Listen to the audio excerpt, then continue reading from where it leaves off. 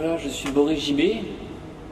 Je suis essentiellement acteur de cirque et je m'attache depuis 2-3 années plus sur le détournement d'objets et la danse acrobatique. Là, je me retrouve en ce moment là-dedans. Je prépare un spectacle avec une toute petite équipe qui va s'appeler Le Phare.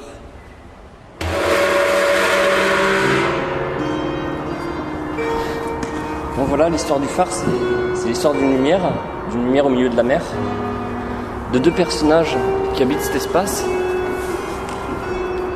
et qui vivent en circulaire comme dans un chapiteau de cirque.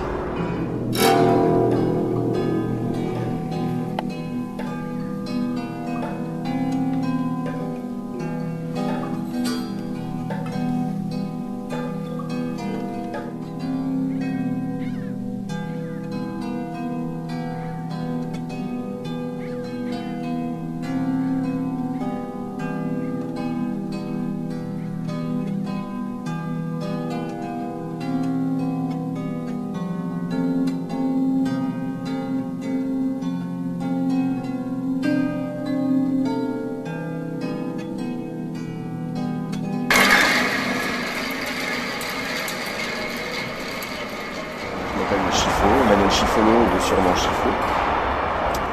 Et je suis musicien et je deviens comédien dans Les Choses de Rien.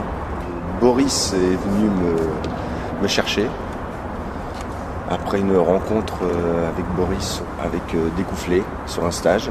On a fait une improvisation sur ses filets où moi je lui ai laissé une musique et il m'a parlé de son projet et là du coup je suis rentré dans ce projet. Non, le projet du phare à la base c'était juste une image et une idée. C'était juste cette image-là de la bande dessinée de Manche-Cœur avec cette grosse lampe métallique et cette douche de lumière avec un personnage dedans, une espèce de personnage, de vieux personnage de cirque avec ses papillons qui volaient autour. Et puis c'était cette idée d'un chapiteau en forme de phare, un petit chapiteau pour peu de public et avec beaucoup de hauteur.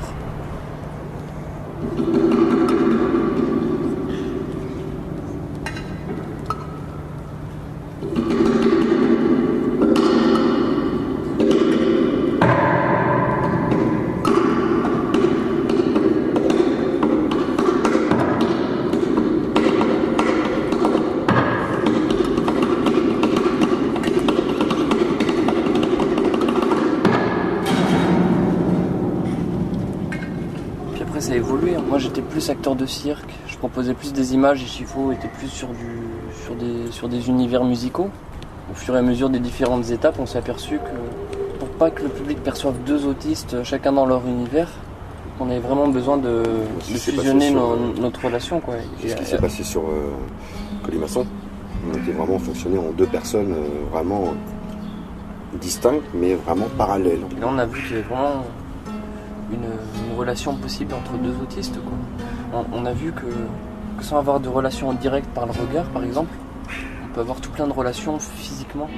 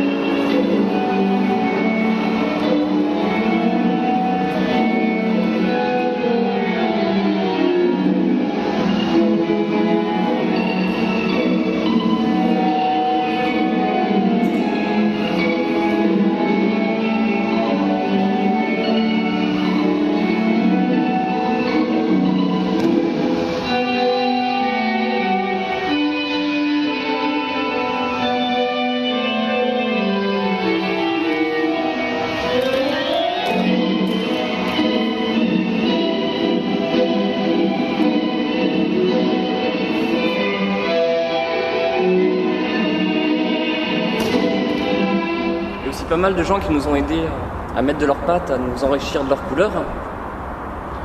On a travaillé au fur et à mesure de nos besoins et de nos envies avec différents regards extérieurs. Il y a Jean-Philippe Coste-Muscat qui nous a plutôt aidé lui sur le mouvement, sur comment est-ce qu'on s'investit au niveau du corps à habiter cet espace-là. Après on a travaillé avec Jean-Benoît Mollet et Patrice Cuvelier sur les personnages. Avec Pierre-Emmanuel Le Goff, plutôt sur le scénario, sur la cohérence de cette histoire. On a laissé des cartes blanches à des plasticiens, des dessinateurs, pour nous exprimer leur manière de voir notre univers, leur manière de voir comment est-ce qu'on habite ce phare.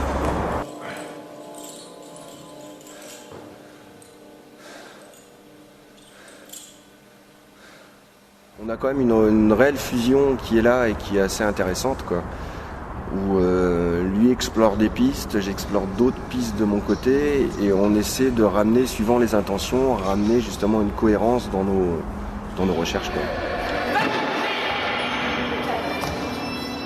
Il faut, lui, dans son paysage mental, d'un personnage concret qui est un gardien de phare, pour survivre, on peut s'imaginer différents doubles dans différents endroits de l'espace.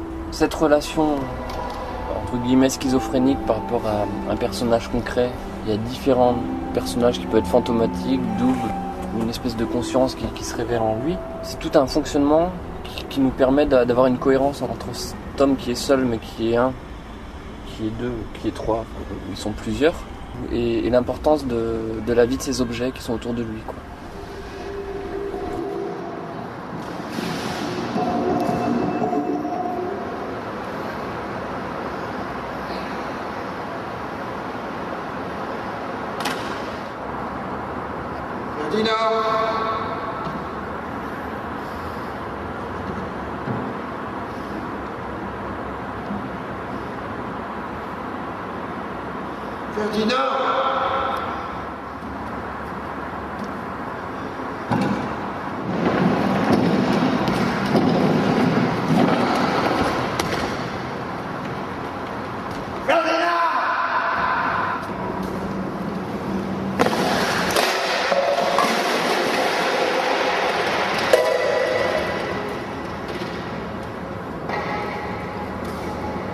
Donc là, vu qu'on est dans son mental, après s'être déconstruit par rapport à son double, il va se déconstruire lui-même, jusqu'à douter de soi, de savoir si c'est pas lui qui est mort. Des moments où il dit mais si c'était moi qui étais mort.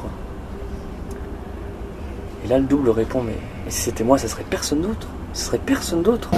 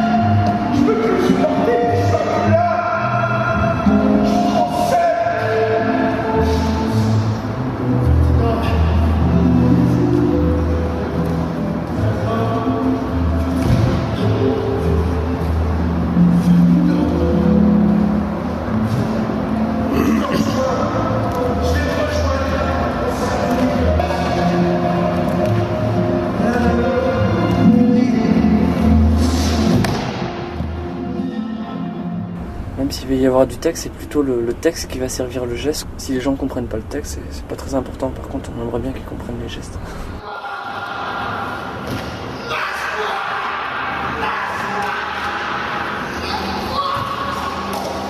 Ce qu'on développe et qui se rapprocherait du cirque, c'est plus la manière dont on habite l'espace.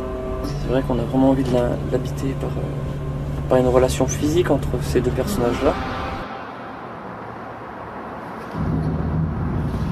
C'est le rapport qu'on a avec le public qui nous rapproche du cirque, en fait.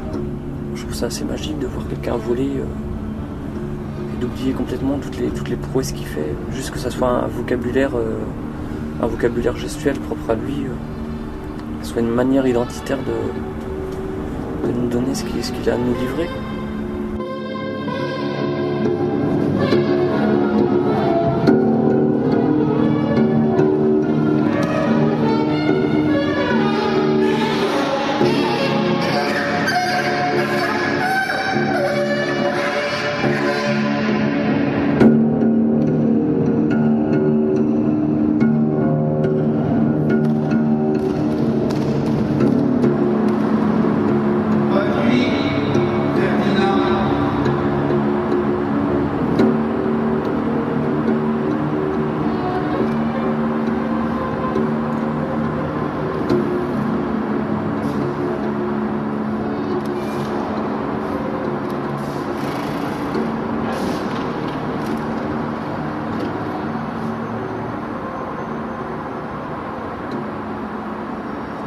À demain.